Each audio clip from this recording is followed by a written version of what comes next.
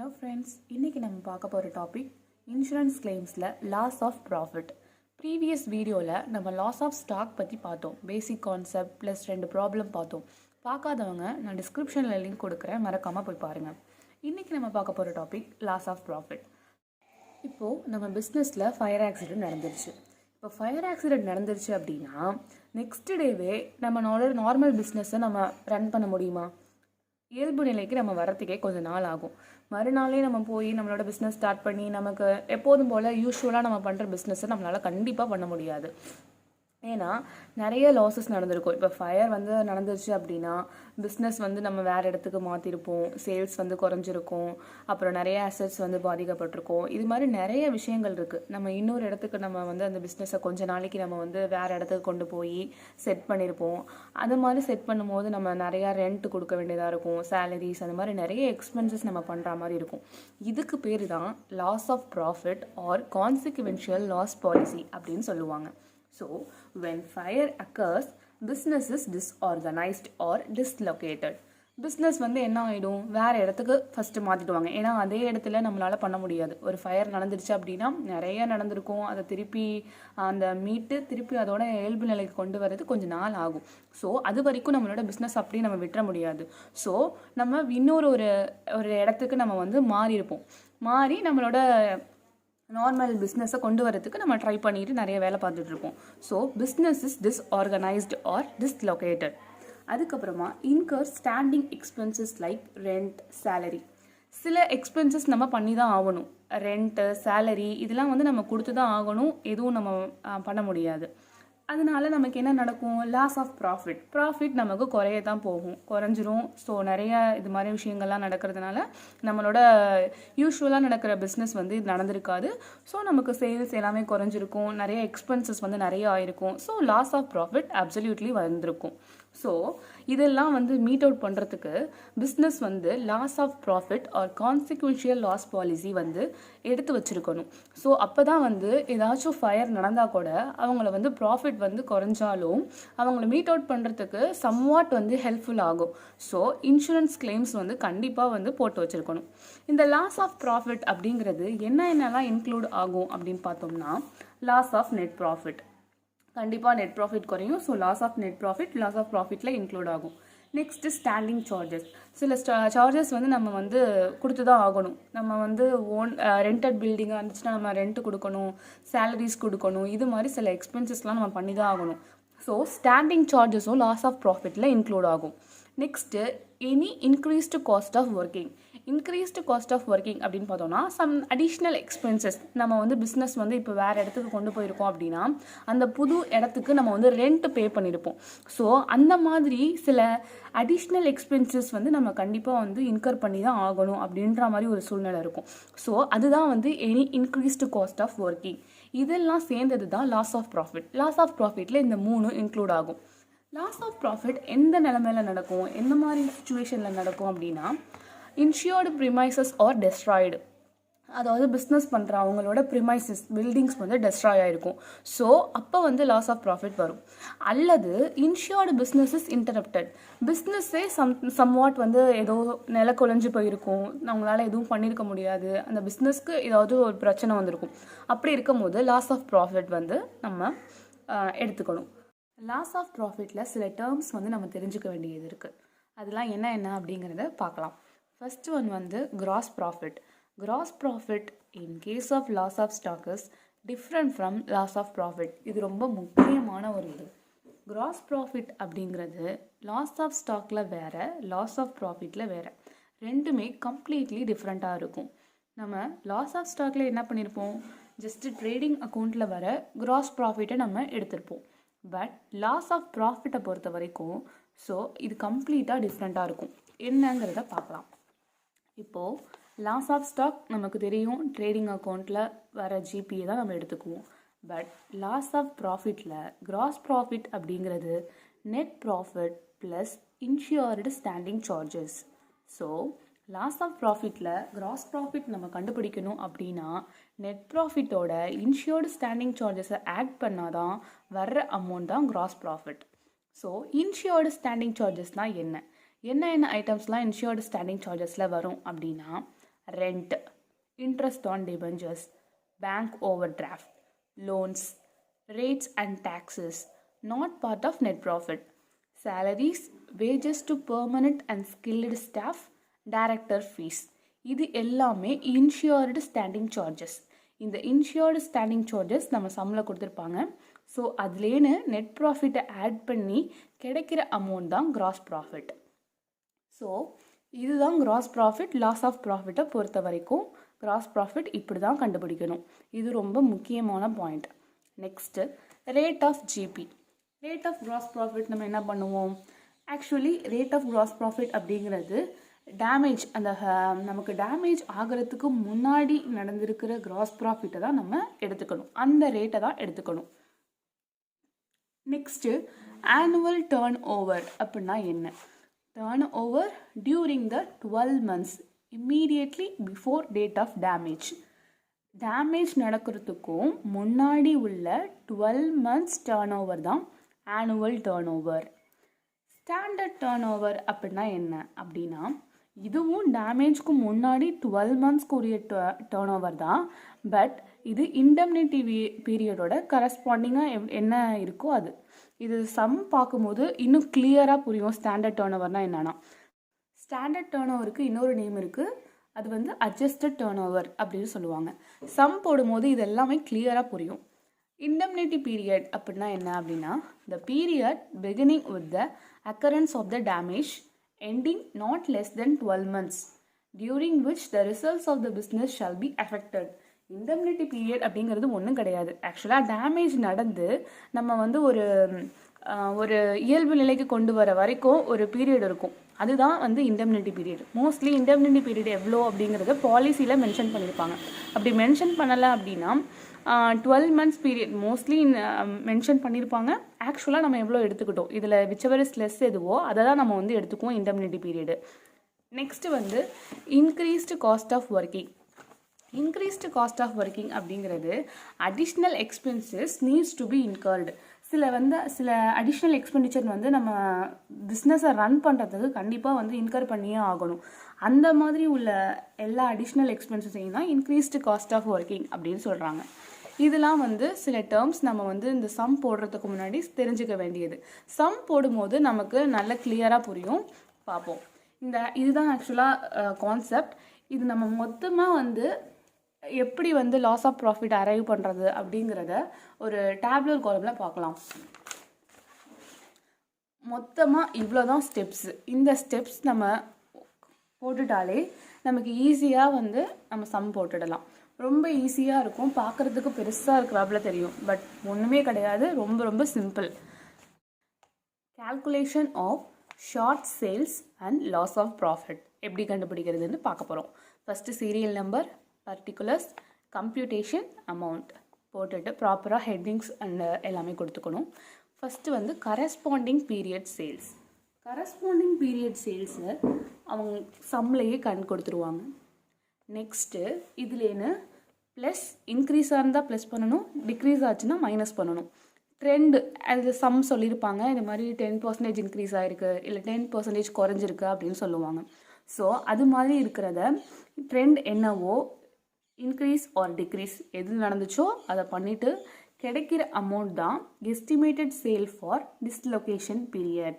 இது ரெண்டுத்தையும் நம்ம ஆட் அல்லது லெஸ் எது பண்ணாலும் நமக்கு கிடைக்கிறது estimated sale for dislocation period. இது கிடைச்சிடும். இதுலேன்னு actual sale for dislocation period, actual sale for dislocation பீரியடும் நமக்கு கொடுத்துருப்பாங்க. ஸோ இதுலேன்னு இதை மைனஸ் பண்ணி கிடைக்கிறது தான் short sales. So corresponding period சேல்ஸ்லேன்னு ட்ரெண்ட் இன்க்ரீஸ் ஆச்சுன்னா ஆடோ இல்லை டிக்ரீஸ் ஆச்சுன்னா மைனஸோ பண்ணி கிடைக்கிறது estimated sale for dislocation period. இதுலேன்னு ஆக்சுவல் சேல் ஃபார் டிஸ்லொகேஷன் பீரியடை மைனஸ் பண்ணோன்னா நமக்கு கிடைக்கிறது தான் ஷார்ட் சேல்ஸ். ஸோ இது ஃபஸ்ட்டு ஒரு calculation. Next GP on short sales. Short sales கண்டுபிடிச்சதில் ஜிபி ரேட்டை அப்ளை பண்ணி வர்றது தான் வந்து ஜிபி ஆன் ஷார்ட் சேல்ஸ். இந்த ஜிபி எப்படி கண்டுபிடிக்கிறது அப்படிங்கிறத ஒர்க்கிங் நோட் 1 மூலியமாக தெரிஞ்சுக்கலாம். ஸோ ஒர்க்கிங் நோட் 1 என்ன அப்படின்னு பார்த்தோம் அப்படின்னா, ஜிபி ரேஷியோ கண்டுபிடிக்கிறது. ஸோ ஜிபி ரேஷியோ என்ன?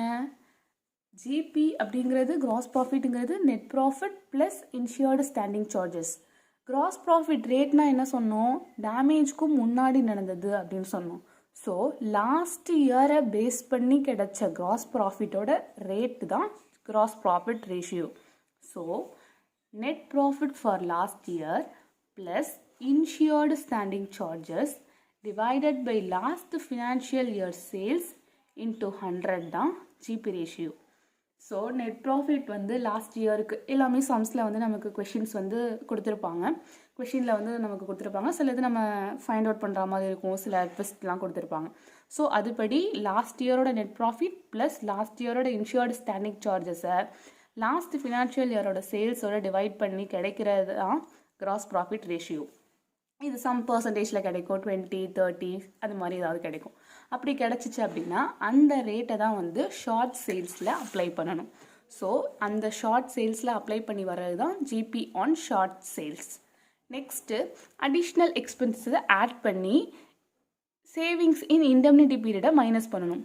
அடிஷ்னல் எக்ஸ்பென்சஸ் ஏதாவது இன்கர் பண்ணியிருக்காங்க அப்படின்னா கொஷினில் கொடுப்பாங்க, அதை ஆட் பண்ணணும்.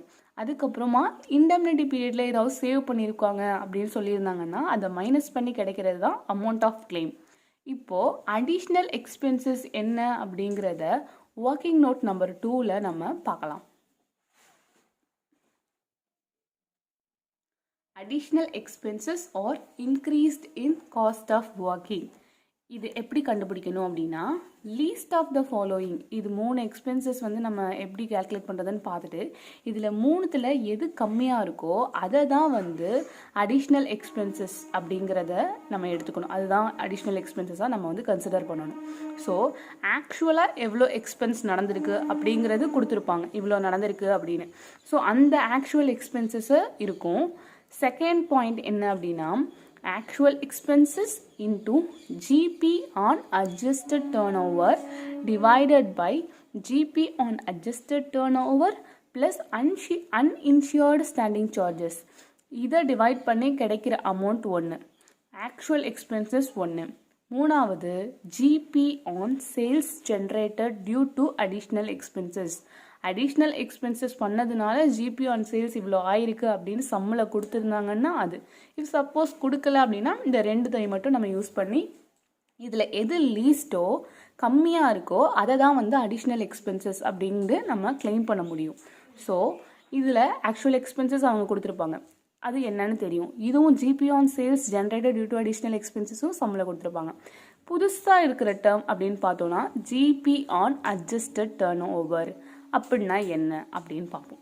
ஸோ இதுக்கு ஒரு ஒர்க்கிங் நோட், மொத்தமே 3 ஒர்க்கிங் நோட் தான். இந்த 3 ஒர்க்கிங் நோட்டில் மொத்த சம்மே முடிஞ்சிடும். பார்க்குறதுக்கும் அப்புறம் நான் சொல்கிற எக்ஸ்ப்ளனேஷனுக்கும் கொஞ்சம் பெருசாக இருக்கிறாப்புல தெரியும், but it is nothing. GB on adjusted turn over எப்படி கண்டுபிடிக்கணும் அப்படின்னா ப்ரிசீடிங் 1 இயர் டர்ன் ஓவர், 1 வருஷத்துக்கு முன்னாடி எவ்வளோ டர்ன் ஓவர் இருந்துச்சு அதுலேன்னு இப்போது இன்க்ரீஸ் ஆர் டிக்ரீஸ் ட்ரெண்டில் வந்து இன்க்ரீஸ் ஆகிருக்கு அல்லது டிக்ரீஸ் ஆகிருக்கு அப்படின்னு சொல்லியிருப்பாங்க. அப்போ இன்க்ரீஸ் ஆஇருந்தால் ப்ளஸ், டிக்ரீஸ் இருந்துச்சு அப்படின்னா மைனஸ். ஸோ ப்ரிசீடிங் 1 இயர் டர்ன் ஓவர்லேன்னு இந்த அட்ஜஸ்ட்மெண்ட்டை பண்ணி கிடைக்கிறது தான் அட்ஜஸ்டட் டர்ன் ஓவர். இதில் நம்ம கண்டுபிடிச்ச ஜிபி இருக்குல்ல, கிராஸ் ப்ராஃபிட் ரேட் இருக்கும், அதை அப்ளை பண்ணி சம் 20% ஆர் 30% சில பர்சன்டேஜ் இருக்கும். அந்த ரெஸ்பெக்டிவ் பர்சன்டேஜ் அப்படி அதோட இந்த அட்ஜஸ்டட் டர்ன் ஓவரை மல்டிப்ளை பண்ணி கிடைக்கிறது தான் GP on adjusted turnover. இந்த ஜிபி ஆன் அட்ஜஸ்டட் டர்ன் ஓவரை தான் இங்கே நம்ம போடணும். ஸோ ஒர்க்கிங் நோட் நம்பர் 2 வேணும் அப்படின்னா ஒர்க்கிங் நோட் நம்பர் 3 நம்ம ஃபஸ்ட்டு கண்டுபிடிச்சா தான் ஒர்க்கிங் நோட் நம்பர் 2 வந்து நம்மளால் கம்ப்ளீட் பண்ண முடியும். ஸோ ஆக்சுவல் எக்ஸ்பென்சஸ் கொடுத்துருப்பாங்க, அதில் என்ன இதில் வந்து நமக்கு கண்டுபிடிச்ச வேண்டியது GP on adjusted turnover. GP on adjusted turnover கண்டுபிடிக்கிறதுக்கு ப்ரிசீடிங் 1 இயர் டர்ன் ஓவர்லேன்னு ப்ளஸ் ஆர் மைனஸ் அந்த கம்ப்யூட்டேஷனை போட்டுட்டு கிடைக்கிறது தான் அட்ஜஸ்டட் டர்ன் ஓவர். அந்த அட்ஜஸ்டட் டர்ன் ஓவர்லேன்னு ஜிபியை ரெஸ்பெக்டிவ் ஜிபி பர்சன்டேஜ் நம்ம அப்ளை பண்ணோம்னா நமக்கு கிடைக்கிறது தான் GP on adjusted turnover. இந்த ஜிபி ஆன் அட்ஜஸ்டட் டர்ன் ஓவரை இந்த ஒர்க்கிங் நோட் நம்பர் 2க்கு கொண்டு போகணும். So actual expenses into GP on adjusted turnover கண்டுபிடிச்சது divided by GP on adjusted turnover இப்போ கண்டுபிடிச்சதோட plus uninsured standing charges. Uninsured standing சார்ஜஸ்னால் என்னென்னு பார்த்தோம். சம்மில் கொடுத்துருவாங்க இன்சூர்டு ஸ்டாண்டிங் சார்ஜஸ் இவ்வளோ, டோட்டல் இன்சூர்டு ஸ்டாண்டிங் சார்ஜஸ் இவ்வளோன்னு கொடுத்துருப்பாங்க. அப்போ டோட்டல்லேருந்து நம்ம இன்சூர்டை மைனஸ் பண்ணால் நமக்கு கிடைக்கிறது அன்இன்சூர்டு. அப்படி இல்லைன்னா டேரெக்டாக கூட அன்இன்சூர்டு ஸ்டாண்டிங் சார்ஜஸ் கொடுப்பாங்க. So according to the problem sums நமக்கு வந்து எப்படி அப்படிங்கிறத அந்தந்த சம்மில் கொடுத்துருப்பாங்க. ஸோ இதை டிவைட் பண்ணி நமக்கு கிடைக்கிற அமௌண்ட்டு 1. இந்த GP on sales generated due to additional expenses கொடுத்துருந்தாங்கன்னா ஓகே, கொடுக்காட்டி ஜஸ்ட் இக்னோர் இட். ஸோ இந்த 3த்துலேயும் நமக்கு கிடைக்கிற அமௌண்ட்டில் எது லீஸ்ட்டோ அதை தான் வந்து அடிஷ்னல் எக்ஸ்பென்சஸ் அப்படிங்கிறத நம்ம கன்சிடர் பண்ணி அங்கே நம்ம போட முடியும். So additional expenses working note number 2 மூலியமாக கண்டுபிடிச்சி போட்டுடுவோம். சேவிங்ஸ் இன் இண்டெம்னிட்டி பீரியட் சம்மில் கொடுத்துருப்பாங்க, கொடுக்காட்டி ஜஸ்ட் இக்னோர். கொடுத்துருந்தாங்க அப்படின்னா அதை மைனஸ் பண்ணி கிடைக்கிற அமௌண்ட் தான் அமௌண்ட் ஆஃப் கிளைம். இதுக்கப்புறமா இது வந்து ஆவரேஜ் கிளாஸ்க்கு முன்னாடி கிடைக்கிறது நமக்கு இது. இஃப் சப்போஸ் வந்து நமக்கு அண்டர் இன்சூரன்ஸ் அது மாதிரி போட்டிருந்தோம் அப்படின்னா ஆவரேஜ் கிளாஸ் அப்ளை பண்ணி எவ்வளோ கொடுக்கணுமோ அவ்வளோதான் கொடுத்துருப்போம். So short sales and loss of profit கண்டுபிடிக்கிறது அது ரொம்ப பெருசாக இருக்கிற மாதிரி இருக்கும், ஆனால் ஒன்றுமே கிடையாது. கரஸ்பாண்டிங் பீரியட் சேல்ஸோட இன்க்ரீஸ் ஆர் டிக்ரீஸ் இன் ட்ரெண்டை நம்ம அட்ஜஸ்ட் பண்ணி கிடைக்கிறது estimated sale for dislocation period. அதுலேன்னு ஆக்சுவல் சேல் ஃபார் டிஸ்லொகேஷன் பீரியடை மைனஸ் பண்ணால் கிடைக்கிறது ஷார்ட் சேல்ஸ். ஷார்ட் சேல்ஸ் கண்டுபிடிச்ச பிற்பாடு ஜிபி ரேட் கண்டுபிடிக்கணும். ஜிபி ரேட் கண்டுபிடிக்கிறதுக்கு ஒர்க்கிங் நோட் 1 மூலியமாக working note last year financial இயரோட ஜிபியை வச்சு ஜிபி ரேஷியோ கண்டுபிடிச்சிட்டு அந்த ஜிபி ரேஷியோவை ஷார்ட் சேல்ஸில் அப்ளை பண்ணி கிடைக்கிறது ஜிபி ஆன் ஷார்ட் சேல்ஸ். இதுலேன்னு அடிஷ்னல் எக்ஸ்பென்சஸை ஆட் பண்ணி சேவிங்ஸை மைனஸ் பண்ணி கிடைக்கிறது தான் amount of claim. Additional expenses கண்டுபிடிக்கிறதுக்கு 3 பாயிண்ட்ஸ் இருக்குது. அதில் லீஸ்ட் ஆஃப் த ஃபாலோயிங் எதுவோ அதை கண்டுபிடிச்சி போடணும். அதுலேருந்து சேவிங்ஸ் இருந்துச்சுன்னா அதை மைனஸ் பண்ணி கிடைக்கிறது தான் அமௌண்ட் ஆஃப் கிளைம். இதுதான் இதோட இது. இப்போ அண்டர் இன்சூரன்ஸ் அப்படிங்கிறத நம்ம எதில் கண்டுபிடிக்கலாம் அப்படின்னா லாஸ் ஆஃப் ஸ்டாக்கில் வந்து நம்ம அண்டர் இன்சூரன்ஸ் எப்படி அப்படின்னு பார்த்தோம் அப்படின்னா policy amount plus loss of stock இதில் எது கம்மி அதில் அதை பேஸ் பண்ணி நம்ம அண்டர் இன்சூரன்ஸ் கண்டுபிடிப்போம். இதில் லாஸ் ஆஃப் ப்ராஃபிட்டில் எப்படின்னா policy amount GP on adjusted turnover, நம்ம ஒர்க்கிங் நோட் நம்பர் 3ல் கண்டுபிடிச்சோம்ல GP on adjusted turnover, இது ரெண்டுத்தையும் கம்பேர் பண்ணி தான் அண்டர் இன்சூரன்ஸா அப்படிங்கிறத கண்டுபிடிப்போம். இப்போ பாலிசி அமௌண்ட் வந்து ஜிபி ஆன் அட்ஜஸ்டட் டர்ன் ஓவரை விட கம்மியாக இருந்துச்சு அப்படின்னா அப்போது அண்டர் இன்சூரன்ஸ் வந்து அப்ளிகபிள் ஆகும். ஸோ அண்டர் இன்சூரன்ஸ் வந்து அப்போ அப்ளிகபிள் ஆகிடுச்சுன்னா நம்ம ஆவரேஜ் கிளாஸ் மூலியமாக தான் நம்ம வந்து கிளைம் வந்து பண்ணணும். இதோட ஃபார்முலா என்ன அப்படின்னா amount of policy divided by GP on adjusted turnover into amount of claim. Amount of policy சம்மில் கொடுத்துருப்பாங்க, GP on adjusted turnover நம்ம ஆல்ரெடி கண்டுபிடிச்சிருக்கோம், அமௌண்ட் ஆஃப் கிளைமும் நம்ம ஆல்ரெடி கண்டுபிடிச்சிருக்கோம். அமௌண்ட் ஆஃப் கிளைம் அப்படிங்கிறது இந்த நம்ம டேப்லர் காலமில் கண்டுபிடிச்சி கடைசியாக வரது அமௌண்ட் ஆஃப் கிளைம். ஸோ இதை மல்டிப்ளை பண்ணோம் அப்படின்னா நமக்கு ஆவரேஜ் கிளாஸ் அப்ளை பண்ணி என்ன அமௌண்ட் கிடைக்கும் அப்படிங்கிறத கண்டுபிடிச்சிடலாம். ஸோ இதுதான் பேசிக் கான்செப்ட் ப்ளஸ் வந்து இதோட ஃபார்மேட். இந்த ஃபார்மேட்டில் நம்ம போட்டோம் அப்படின்னா ரொம்ப ஈஸியாக இருக்கும். ஸோ இவ்வளோ தான் சம், இவ்வளோ தான் வந்து கான்செப்ட். ஸோ இதுக்கப்புறமா ஒரு சம் மூலயமா எப்படி சம்ஸ் வந்து போடுறது அப்படிங்கிறத நெக்ஸ்ட் வீடியோவில் பார்க்கலாம்.